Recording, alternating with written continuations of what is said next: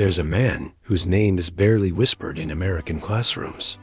A man who stared down the most powerful empire on earth and dared to say, "My people are not your colony." Pedro Albizu Campos, also known as El Maestro. To some, he was a dangerous radical. To others, a freedom fighter. To Puerto Rico, he was a lion in chains. But why, 60 years after his death, does his story still unsettle the powerful? And why has history tried so hard to bury his name? Tonight, we uncover the truth.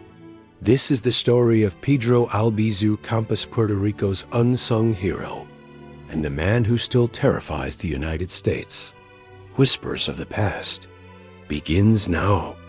Before the rebel, before the icon, before the government branded him dangerous and the people crowned him hero, there was just a boy in Ponce. Pedro Albizu Campos, born on September 12, 1891, came into a Puerto Rico already in transition. Spain had ruled the island for 4 centuries. But just 3 years after Pedro's birth, the United States invaded during the Spanish-American War and took Puerto Rico as war booty. The ink on the Treaty of Paris was barely dry when a new colonial master raised its flag over San Juan. But while empires changed hands, the people of Puerto Rico were never asked what they wanted. Pedro grew up in this contradiction: American by decree, Puerto Rican by soul. He was brilliant, a prodigy. He spoke 6 languages, studied classical literature, chemistry, military strategy, and law. He was offered scholarships, accolades, and pathways into elite institutions. At just 16, he earned a scholarship to study engineering at the University of Vermont. And later, he transferred to Harvard University, where he would graduate from its prestigious law school. He was the only Puerto Rican in his class, the only black man, and often the only one who refused to shrink himself. But the Ivy League wasn't a sanctuary. It was a battlefield. At Harvard, Pedro faced a new kind of oppression: polished, polite, and poisonous. Professors and classmates looked at him not as an equal, but as a curiosity. His skin color, his accent, his unwavering pride in Puerto Rico, all made him a target of casual racism and academic snobbery. But instead of retreating, Pedro studied harder, spoke louder, fought smarter. He began connecting Puerto Rico's colonial struggle to the broader global fight against imperialism. He read deeply about Ireland's resistance to Britain, India's awakening under Gandhi, and the Haitian Revolution, where enslaved Africans rose up and defeated the world's most powerful armies. These were not just stories to him. They were blueprints, warnings, and most of all, invitations. But it wasn't just theory. It wasn't just books. World War I broke out, and Pedro, despite being a second-class citizen under U.S. colonial rule, volunteered to serve in the U.S. Army. He became a second lieutenant, trained at Fort Des Moines with other African-American and Caribbean officers. He put on the uniform of the very empire that occupied his homeland, not because he believed in it, but because he believed he had the right to fight for his people, not under anyone else. Ironically, the war ended before he could deploy, but the experience stayed with him. He'd seen the way America treated its black soldiers. He'd seen the arrogance of empires up close. And most of all, he'd seen enough. When Pedro Albizu Campos returned to Puerto Rico in the 1920s, he didn't come back as a man shaped by Harvard. He came back as a man sharpened in spite of it. He returned with a singular mission: to wake his people up, to rip the colonial mask off the American empire, and to fight, if necessary, with blood for the soul of Puerto Rico. And so, the making of a rebel was complete, not in the jungles of revolution, not in a prison cell, but in the classrooms of the powerful, where he learned exactly how the world was designed to keep his island in chains, and exactly how to break those chains one word, one march, one uprising at a time. By the mid-1920s, Pedro Albizu Campos was no longer just a gifted lawyer or war veteran. He was a rising storm, He returned to a Puerto Rico drenched in contradictions. The U.S. promised democracy, yet appointed colonial governors from Washington. It spoke of civilizing the island, yet kept its people in poverty and ignorance. It brought textbooks and troops, sugar companies and surveillance. And quietly, it sowed the seeds of dependency. The local economy was being gutted. U.S. corporations took over vast tracts of land, turning Puerto Rican farmers into low-wage workers on their own soil. Education was Americanized. The Spanish language was suppressed. And anyone who spoke of independence was treated like a criminal. But Pedro wasn't intimidated. He saw through the illusion. And worse for the empire, he taught others to see it too. In 1930, Pedro Albizu Campos was elected president of the Puerto Rican Nationalist Party. And from that moment on, everything changed. No more petitions. No more compromises. No more begging for dignity from the very system that stole it. Pedro's rhetoric ignited the island. He didn't ask for freedom, he demanded it. Not in 30 years. Not in some future vote. Now. He stood before crowds in town plazas and university halls, his voice echoing like thunder. To be a colony is to be a slave. And only slaves are asked to be grateful for the chains they wear. He quoted Bolivar. He invoked Marty. He compared Puerto Rico's condition to that of India under British rule. But more than that, he dared to call it what it was. An occupation. And that word occupation terrified American officials. Because if Puerto Rico was occupied, not incorporated, not protected, but subjugated, then all the talk of democracy, all the justifications for U.S. control, would unravel. Pedro didn't stop with speeches. He organized cadres of nationalist youth. He set up training camps, not just for political debate, but for resistance. He called for a complete cultural awakening, to reject assimilation, to reclaim Puerto Rican history, pride, language, and land. He warned of a slow cultural death if the people accepted second-class status. He warned of the silence that comes before the loss of identity. And he refused to be silent. The FBI took notice. The U.S. colonial government called him a radical. His own people were warned not to attend his rallies or risk being placed on watch lists. But they came anyway, because when Pedro spoke, it felt like the island was remembering itself. In a time when most leaders were asking, how can we work within the system? Pedro Albizu Campos asked, why should we obey it at all? He once stood in front of thousands and declared, this land does not belong to Wall Street. It does not belong to the Navy. It does not belong to any president in Washington. It belongs to the Jibaro, to the mother, to the child with bare feet in the cane fields. It belongs to us. And no empire can change that. To some, he was dangerous. To others, he was the voice they'd been waiting for all their lives. And with every word, every defiant phrase, Pedro was painting a target on his back. Because the United States had tolerated reformers. But it had never faced a revolutionary like him. But when a man wakes a nation from a colonial slumber, you can be sure the empire will not let him sleep for long. Empires tolerate speeches. They tolerate protests, pamphlets, even parades. But what they do not tolerate is organization. And Pedro Albizu Campos wasn't just talking revolution anymore. He was building one. By the early 1930s, the U.S. government had had enough. Pedro's Nationalist Party was growing in numbers and in fire. He had begun training cells of young men and women across the island, preparing them for armed resistance, not just for symbolic protests, but for the real possibility of battle. To Pedro, colonial rule wasn't just unjust, it was violent. And violence, he argued, could be answered. The United States will not give us liberty, he told his followers. We must seize it with our own hands, even if they're bloodied in the process. He believed no people had ever gained true freedom without sacrifice. And he made it clear, if Washington wouldn't listen to words, it would hear gunfire. On October 24, 1935, that fire came. Outside the University of Puerto Rico in Rio Piedras, police opened fire on a group of nationalists.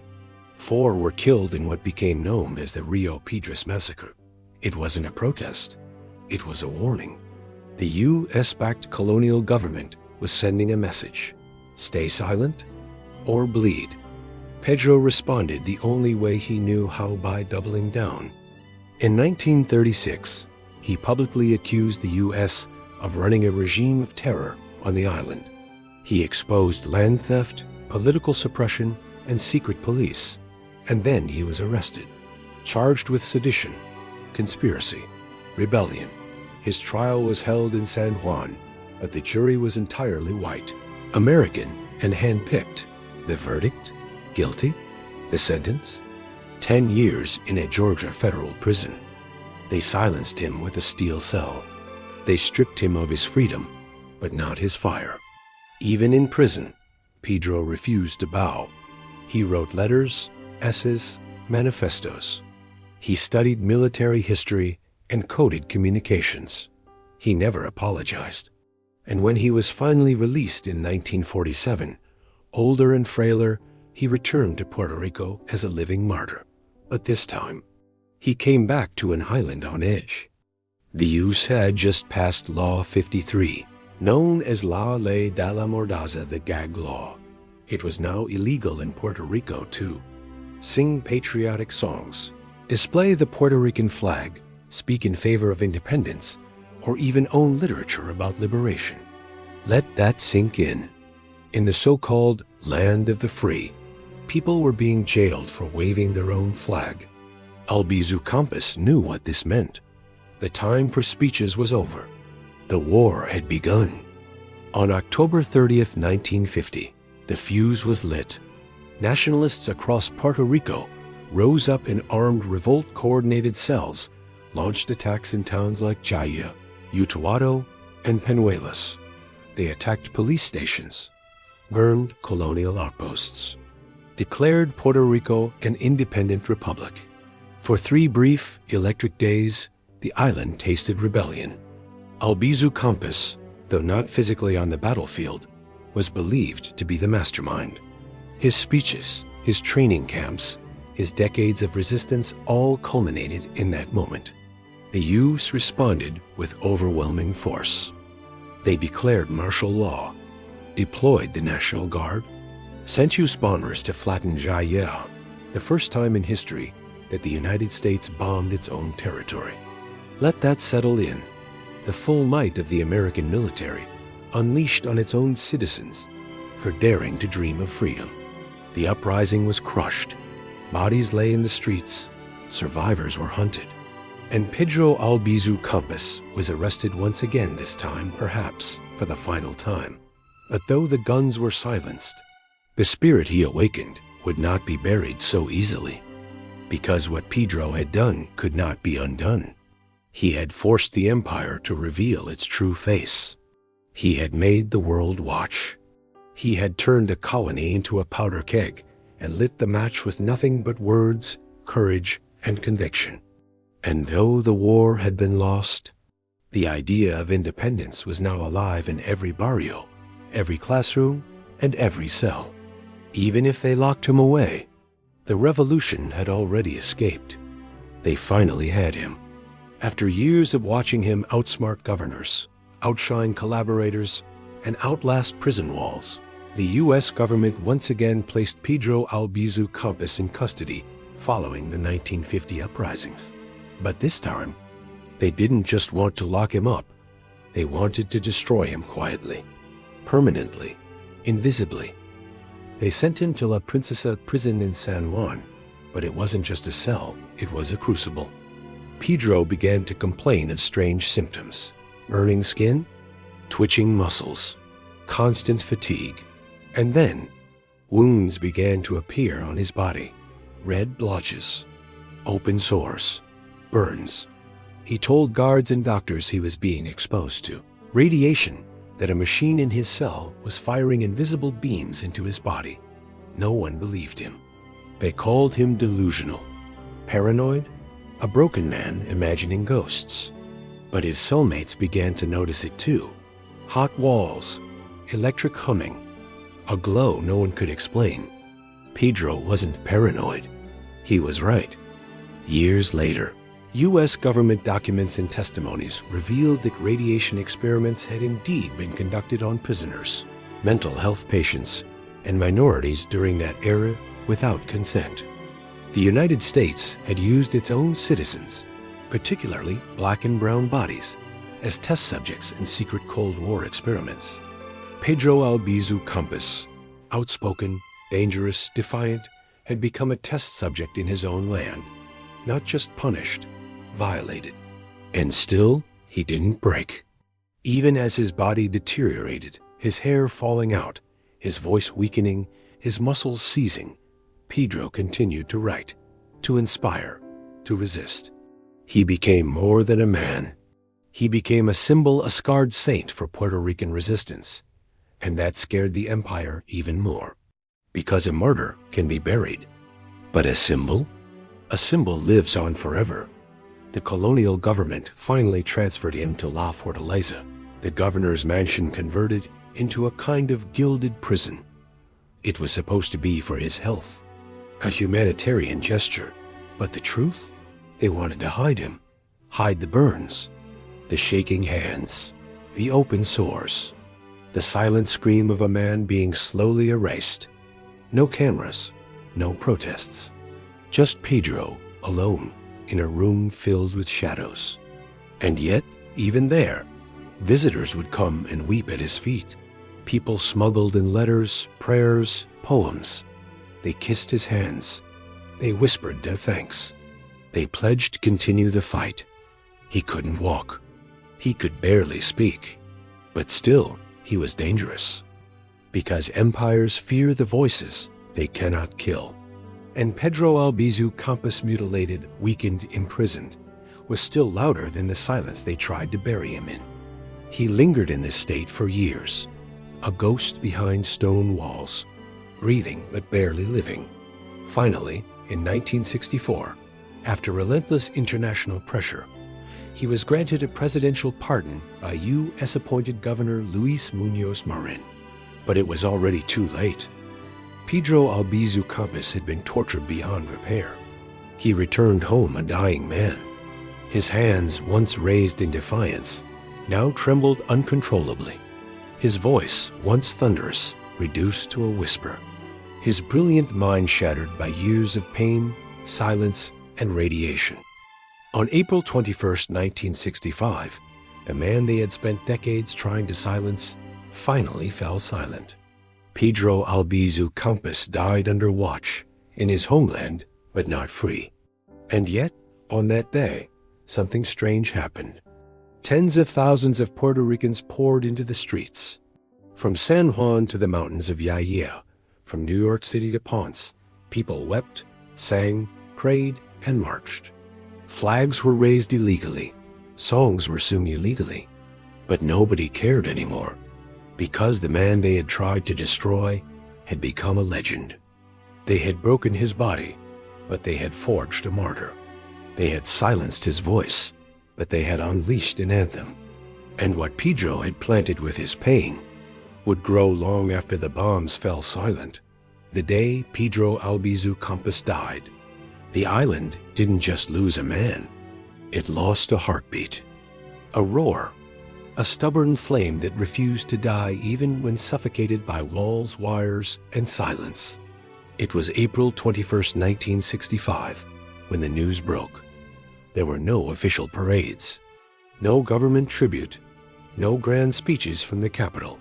Only one thing marked the passing of Puerto Rico's greatest freedom fighter, the people. They came by the thousands. Old men in tattered hats who remembered his speeches in the plazas. Young women who had learned his name in secret, from grandmothers who had whispered it like a prayer. Children who didn't yet know who he was, but saw their parents cry and understood it mattered. They filled the streets of San Juan and Ponce, clutching forbidden flags, the bright red, white, and blue of Puerto Rico's true independence flag. the one outlawed by the U.S. for years. They sang songs that had once been criminal. They shouted, Albizu vive! And they wept. It wasn't just a funeral. It was a reckoning. Pedro had never held political office. He never led an army. He had no riches, no land, no monuments while he lived. And yet, he moved nations. He shook empires.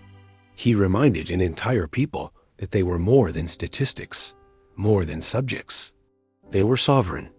He was the thorn in Washington's side, the voice they couldn't silence, the ghost that haunted every promise America made about liberty and justice for all. At his funeral in Ponce, people lined up for hours to see his body. Mothers brought their children so they could say they looked upon the man who refused to kneel. Elderly nationalists kissed his forehead. Veterans of the Jayo uprising stood watch like silent soldiers guarding a fallen general. His coffin was draped not in the U.S. flag, but in the flag he had nearly died for, the Puerto Rican flag that had once been illegal to own, display, or even draw. And on that day, nobody cared about the law. But as the world watched, most U.S. newspapers barely reported his death. Some called him a radical. Others didn't mention him at all. His name, like his dream, was still too dangerous to say out loud. And that, perhaps, was the final proof of his power. Because when a man dies and the system still trembles at his name, he has not been defeated. Pedro Albizu Campos had warned his people, you can kill a man, but you cannot kill an idea whose time has come. And in death, he became the idea. Every chant for independence, every flag raised in defiance, every whisper in the dark about Puerto Rico could be, carries his fingerprints. To the empires, he was gone, another name buried beneath redacted files and concrete. But to his people, he became immortal, and the land he loved, though still in chains, remembered. Pedro Albizu Campos is dead, but in the corridors of power in Washington, in San Juan, in the echo chambers of empire, his name still echoes, not as a memory, but as a warning. Because here's the truth no one wants to admit. He still terrifies them. Not because he holds a rifle, not because he commands an army, not because he could rise again, but because his questions, the questions he bled for, have never been answered. Why is Puerto Rico, in the 21st century, still a U.S. territory and not a free nation? Why can millions of Puerto Ricans die for America, but not vote for its president? Why does a so-called beacon of democracy keep one of the world's oldest colonies under its flag? These are the questions Pedro asked, and these are the questions that still hang unanswered over every flagpole in the Caribbean breeze. Today, over 3 million Puerto Ricans live without full political representation, no voting power in Congress, no binding say on their own sovereignty. Colonialism, it turns out, didn't end. It just changed its name. And that's the true reason Pedro Albizu Campos is still dangerous. Because his ghost keeps reminding us there's a lie at the center of the American story.